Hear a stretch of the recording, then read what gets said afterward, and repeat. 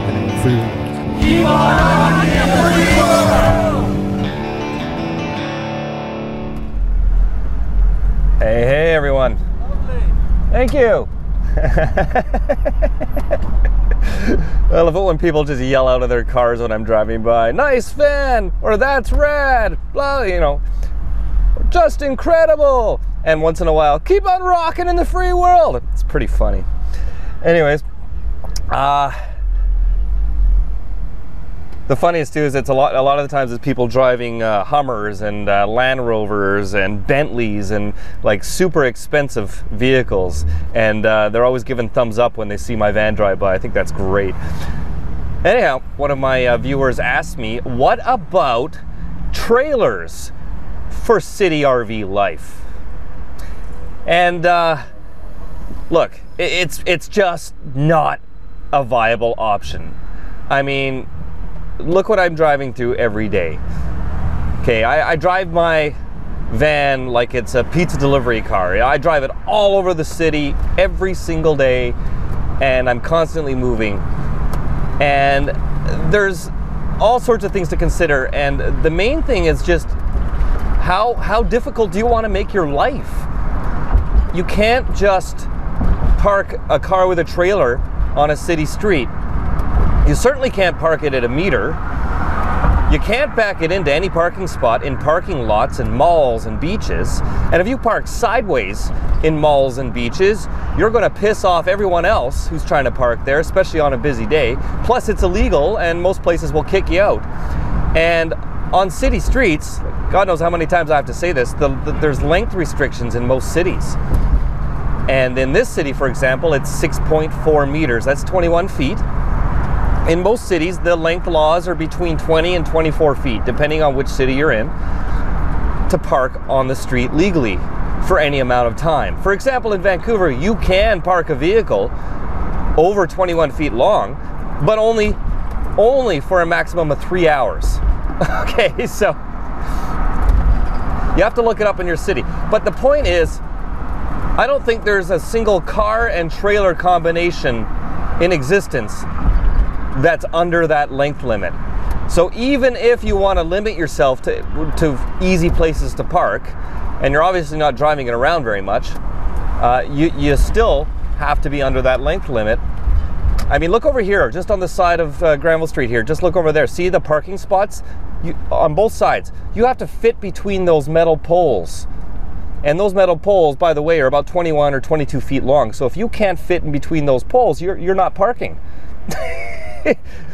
So not only is it illegal in other places of the city, but there are in some places where they purposely make the spots impossible to park if you're in a larger vehicle. And yeah, so I mean, even if you were to get like a little bowler attached to a smart car, I'm pretty sure that's longer than my van, and my van is about the longest you can get legally. So yeah, there's two things. It just wouldn't work. Trailers in the city. Yes, I have seen it. And yes, I know there's a few people around. These are the exceptions to the rule, but they're very limited, and they don't drive around all the time. They have to go hunt out and search for places in industrial parking areas and whatnot. You just don't have the freedom anymore. You have to be more concerned about where you're going to park than just living your life. And quite frankly, I would never want to live like that. I want to be able to just turn my key and go like I am right now. I'm going from one side of the city to the other. I've got some errands to do on the other side of the city, plus it's going to be closer to where my work is because I got to work tomorrow. So I just go and I don't have to think about it. But if I had to haul a trailer around, I'd really have to plan routes every time I move, which is every day. So so no, it's not a viable option. Not that I don't think they're cute. I mean, there's a lot of really nice trailers out there, but it's just not a city thing. You can't really do that in the city. And no, you can't just unhook the trailer and leave it on the street. That's also very highly illegal. It's a way to lose your trailer. You get it towed off the street immediately if they catch you doing that. You can't do that. Your trailer has to be attached to the vehicle to be legally parked. And then if you're over a length limit, you have a 3-hour limit. So pick your poison, right?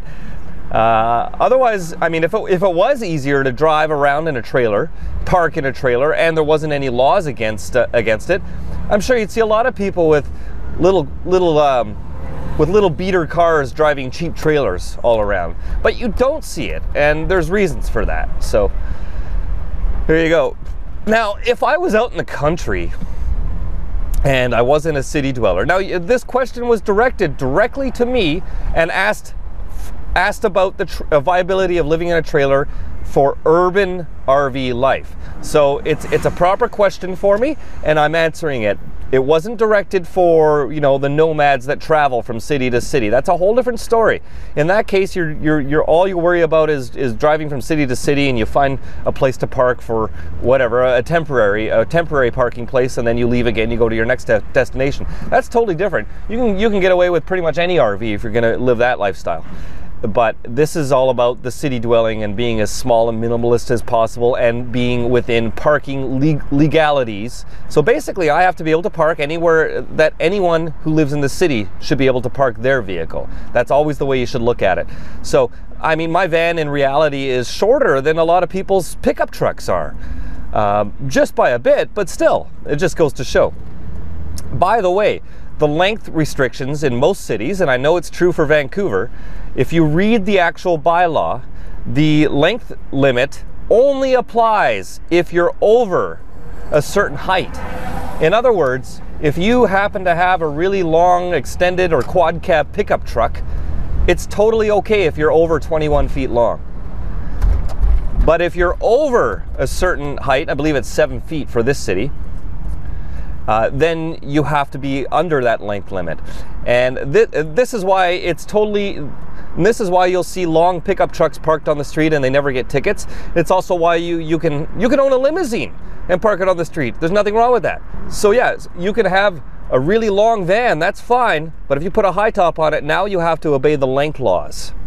And I know down in the States too, they even have some laws against dually axles. That's how they target large vehicles. It's not just directed against RVers, it's because in a lot of jurisdictions, the cities have huge issues with truckers and big trailers being left, commercial trailers taking up swaths of parking spaces on the sides of roads. And a lot of cities will simply put up signs saying you can't be like no dually axles, so you can't have dual wheels to park here. And that's not because of your RV. It's because of all the commercial vehicles. Even in some cities in Metro Vancouver, they have signs up saying you can't park here if you're over a certain weight limit. Again, that's not a conspiracy against people living in their RVs. That's because of all the commercial truckers leaving huge semi-trailers on the side of the road, sometimes for quite a while too. And some of them will simply have those restrictions during certain hours, so you can't just leave it there for more than, say, one day, or you can just park there during the daytime or something like that. So again, a lot of these laws, bylaws, and they call it in the state, they call bylaws, what do they call it? What's the word they call it down there in the States? I keep seeing my viewers call it. Oh, what is it? I'm having a total brain fart. It's called a bylaw here, but down in the States, they seem to call it, not infractions. Fuck, what's the word, guys? Ordinance, that's it, ordinance. They call it an ordinance down there. See, up here, an ordinance sounds like something you at the shooting range. But anyways, yeah, bylaws, ordinances, whatever you call it, where you happen to live. A lot of these, the rules are there for a reason, and it's not some grand conspiracy against some guy living in his van. You know, it's understandable. I've seen some of the areas where the signs went up recently, where they had the signs saying you can't be over a certain weight limit to park here. It's because a couple of years ago, those areas would be just full of nothing but tractor trailers everywhere. And some of them would be there for weeks, too. It's insane. So, of course, the city's going to do something about that. But, I mean, your mileage may vary. It's going to be different in different cities. So, as always, check the laws where you live. But even if parking over 21 feet was totally fine, and even if it was easy to drive around and park a trailer in parking lots and beaches and things like that, I still wouldn't do it. And even if it was totally legal to park sideways and take up a bunch of spots in parking lots at beaches and parking lots and things like that, I still wouldn't do it, just because it's a pain in the ass. If I can't drive it around every day like a daily driver, I'm really not interested. And yes, I know there are some exceptions to the rule, but they are the exceptions and they don't prove the rule wrong. And if you do a trailer in a city, hey man, all the power to you. I mean, to each their own, but it certainly isn't going to be my first choice. In fact, it probably wouldn't even be my 10th choice. I'm just incredible. That's my opinion, and I want you to keep on rocking in the free world and keep your questions coming. Hey, thanks for watching.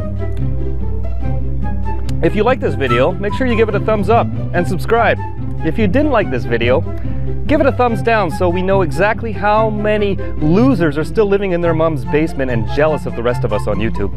And if you want to check me out on my social media, Facebook, Twitter, Instagram, maybe buy some rad t-shirts like this, or maybe you want to show me your rig or ask me some questions, just head on over to justincredible.tv. Why don't you get a job, you homeless bum? Get a job? Yeah. What? Excuse me? What's the matter with you, you white picket fence loving idiot? Why don't you go give your landlord some money and pay for the privilege of living in his house? Now who's homeless now, huh? Just Incredible TV is not gluten-free.